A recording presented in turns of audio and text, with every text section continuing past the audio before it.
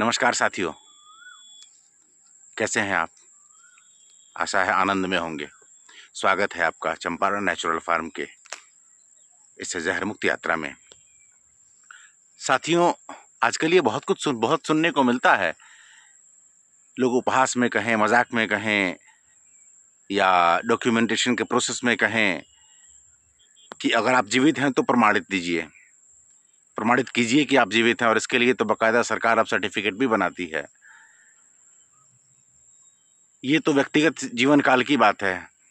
हम किसानों के लिए अगर जीवित होने की बात कहें तो इस बात को समझा जा सकता है कि एक किसान की मृदा अगर जीवित है तब तो वो किसान जीवित है, नहीं तो सिर्फ नाम का खेती करना और किसान का स्वरूप में किसान बन के रहना, ये दोनों अलग बात है। तो आज मैं आपको दिखाता हूँ, और यह एक संदेश भी होगा मेरे उन बंधुओं के साथ जो अभी कृषि कार्य में लगे हुए हैं या जो कृषि कार्य करना चाहते हैं या जो कृषि कार्य में आ रहे हैं, जो नेक्स्ट जेन फार्मर्स हैं। तो आपकी भूमि अगर जीवित है तो आप कैसे पता करेंगे कि मेरी मृदा अभी जीवंत है? तो आइए पहले देखते हैं। मैं अभी अपने केमिकल फ्री फार्मिंग के परवल सेक्शन में हूं और मैं दिखाता हूं कि मृदा के जीवित होने का प्रमाण क्या होता है। आइए देखते हैं। साथियों, यहाँ मैं आपको जो दिखा रहा हूं, हम सब जानते हैं कि एक बहुत बड़ा मिथ समाज में है कि हम किसान हैं। वास्तविकता ये है कि सिर्फ जाके खेत में बुआई कर देना और चले आना किसान होने का कोई पैरामीटर नहीं होता।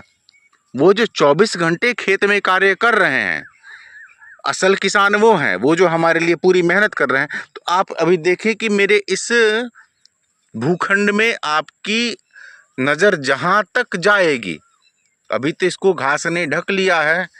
ये नेचुरल फार्मिंग, प्राकृतिक खेती है, तो यहाँ हम किसी हर्बिसाइड का या किसी ऐसे केमिकल का इस्तेमाल नहीं करते जिससे कि घास जल के ख़त्म हो जाए। लेकिन आप ध्यान से अगर देखेंगे तो आपको ऐसा शायद ही कोई 1 इंच का डिस्टेंस होगा जहाँ ये नहीं दिखेगा कि मिट्टी सख्त हो। हर जगह आपको एक भुरभुरी सी छोटे छोटे गोल दानों जैसे मिट्टी की संरचना दिखेगी। साथियों, ये प्रमाण है कि मेरी जो मिट्टी है वो जीवंत है। अब मैं बताता हूं ये है क्या। ये हमारे उस परम मित्र जिसे हम केचुआ कहते हैं, ये उस केचुआ की जो है वो केचुआ की विष्ठा है। आपकी दृष्टि जहां तक जाएगी, ऐसा शायद ही कोई इंच होगा जहां आपको ये न दिखे।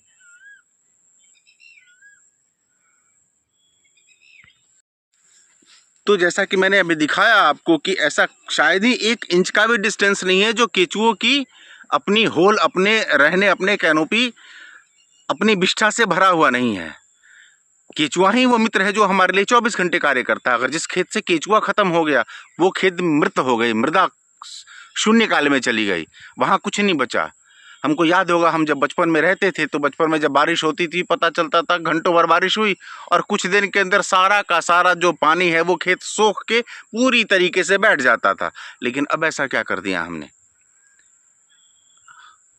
अब रसायन की ऐसी बाढ़ आई, रासायनिक प्रयोग में ऐसा हुआ कि हमने इतना यूरिया छिड़का खेतों में कि एक मोटी सी परत जम गई। हमारे जो परम मित्र हैं केचुआ, वो सारे खत्म हो गए। आज के परिवेश में अगर खेत में आप प्लाऊ करते हैं तो आपको केचुआ की एक छोटी सी जो उसका अंडज भी कहे वो भी नहीं दिखता। तो कहीं ना कहीं हमको फिर वापस आने की आवश्यकता है। वो सब कहीं नहीं खत्म है, प्रकृति अभी भी अविरल चल रही है। आपको बस उनके लिए इकोलॉजी डेवलप करने की आवश्यकता है। अगर प्रामाणिकता से, अच्छे से, संकल्प भाव से करें तो 6 माह का समय पर्याप्त होता है किसी भी जमीन की संरचना को बदलने के लिए।